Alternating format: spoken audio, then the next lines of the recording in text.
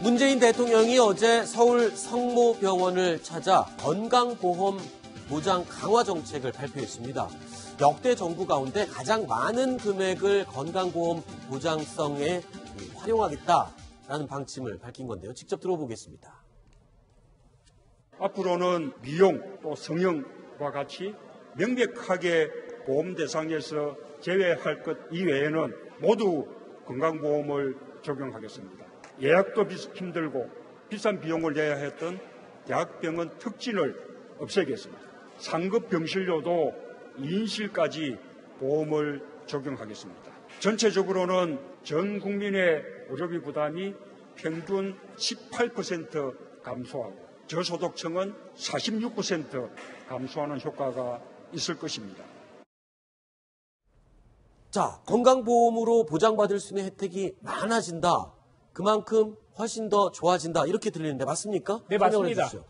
네, 일단 우리 국민이 1인당 평균 동안 1년 동안 드는 의료비의 변화를 추정을 해봤습니다. 네. 그러니까 2015년도를 기준으로 해보면 1인당 50만 4천 원 정도가 들어갑니다. 네. 그런데 이 문재인 케어가 시행이 되면 2020년에 가면 41만 6천 원 정도로 18% 정도가 줄어듭니다. 네. 그리고 비급여라는 항목이 있는데 비급여는 뭐냐면 건강보험이 적용되지 않는 것을 말합니다. 네. 그래서 건강보험이 적용되지 않는 2인실 병동을 이용하거나 혹은 희귀난치성 질환을 치료하거나 할 때 개인이 건강보험 외에 돈을 내야 됩니다. 네. 이 비용이 크게 줄어든다는 것인데요.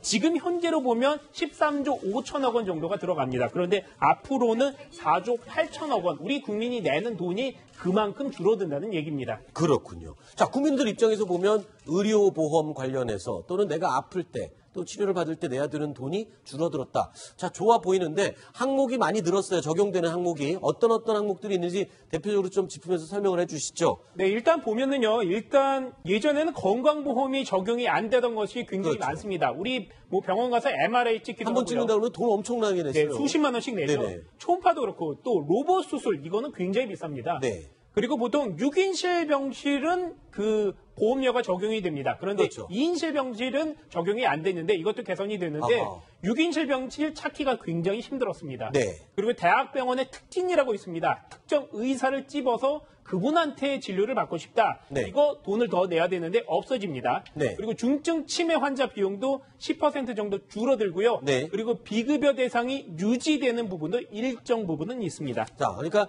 보험 적용을 대부분 해주지만 그래도 문재인 케어에서 보험을 해주지 않는 부분은 바로 미용, 성형, 라식, 탈모 이런 부분에 해당되는군요.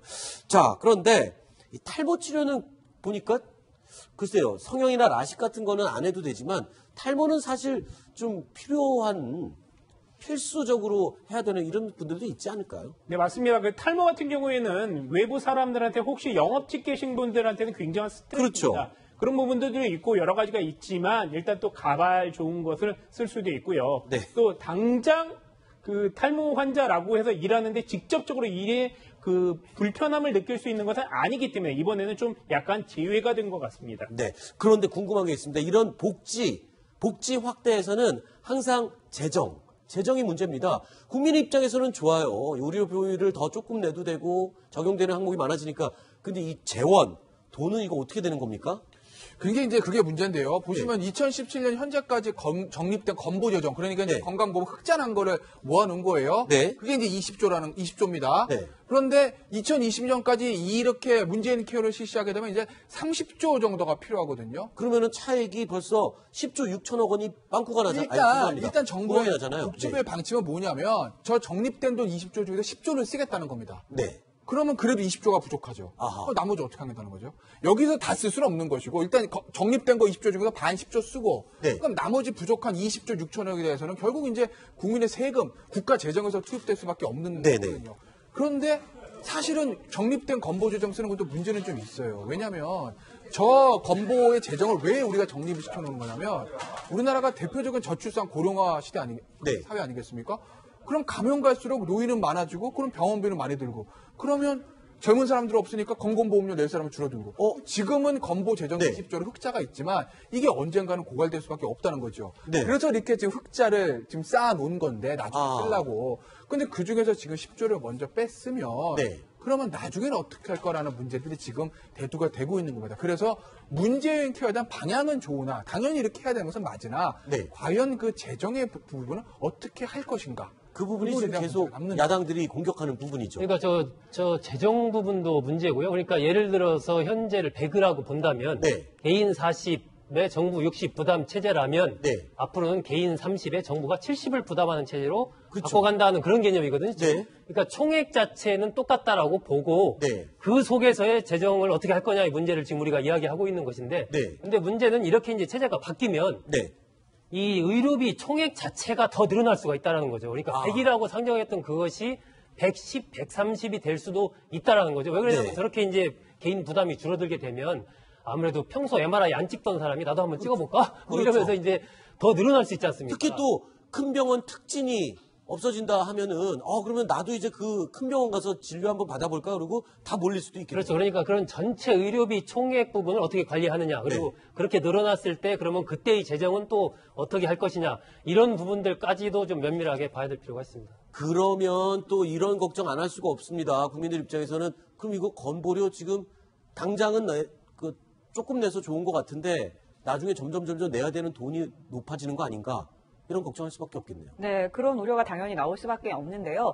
이 부분에 대해서는 정부도 인정을 하고 있습니다. 네, 어느 정도 건강보험료가 오를 수밖에 없다라는 건데 네. 보시면 2007년부터 지난해까지 10년 동안 매년 연평균 보험료가 얼마나 올랐나 보니까 건강보험료가 3.2% 인상이 됐습니다. 따라서 아하. 정부가 이 정도 수준에서 계속 오를 것이다.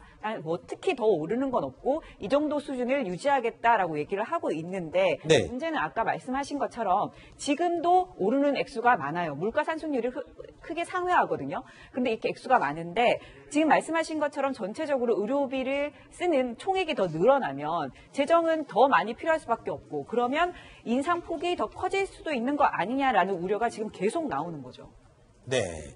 자, 그런데 이 건강보험 정책 발표로 떠오르는 문제 중에 하나가 뭐 비급여 풍선 효과다 뭐 이런 게 있습니다. 비급여 풍선 효과라는 게 이게 무슨 얘기입니까? 어디 풍선 효과가 생긴다는 겁니까?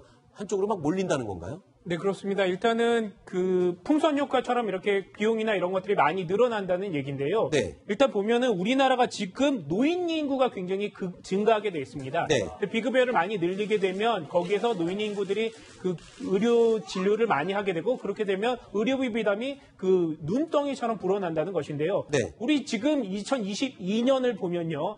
지금 898만 명 정도의 65세 이상의 인구가 추정이 되고 있습니다. 네. 2045년 가면 이거보다 무려 3배, 2배, 3배 가까운 1,800만 명 정도가 되니까 네. 여기에 따른 풍선 효과의 진료비가 예측이 된다는 것입니다. 네. 거기다 또 이 원래는 비급여여서 비싸서 못 받았던 그런 진료들로 사람들이 이제 이거 급여가 받을 수가 있으니까 글로 다 나도 한번 해보자 이쪽으로 몰려들 수가 있겠군요. 그런 식으로 되면은 총 의료비가 다 한꺼번에 늘어날 수도 있는 그런 상황이 벌어질 것 같습니다. 자, 또 한 가지 궁금한 게 생겼습니다. 이렇게 보험 적용이 잘 되다 보면 지금 우리가 드러났던 실손보험 상품들 이게 지금 소용 없어지는 거 아닌가요?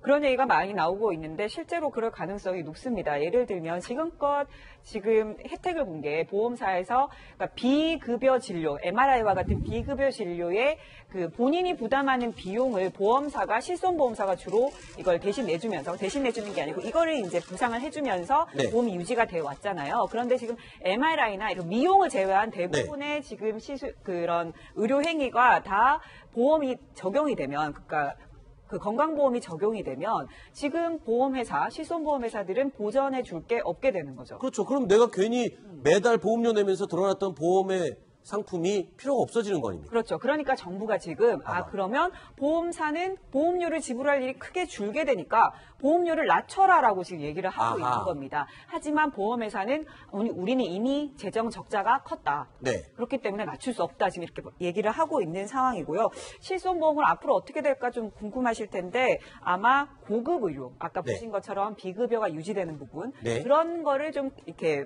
보장을 해주는 방향으로 가지 않을까 이렇게 추정이 됩니다. 그렇군요. 알겠습니다. 자, 7가지 이야기 살펴봤고요. 다음 8번째 이야기 준비되어 있습니다. 오늘의 9위로 꼽은 소식인데요. 소정섭 편집장님은 여기까지 얘기를 듣도록 하겠습니다. 오늘 나와주셔서 고맙습니다. 다음 순위 확인하시죠.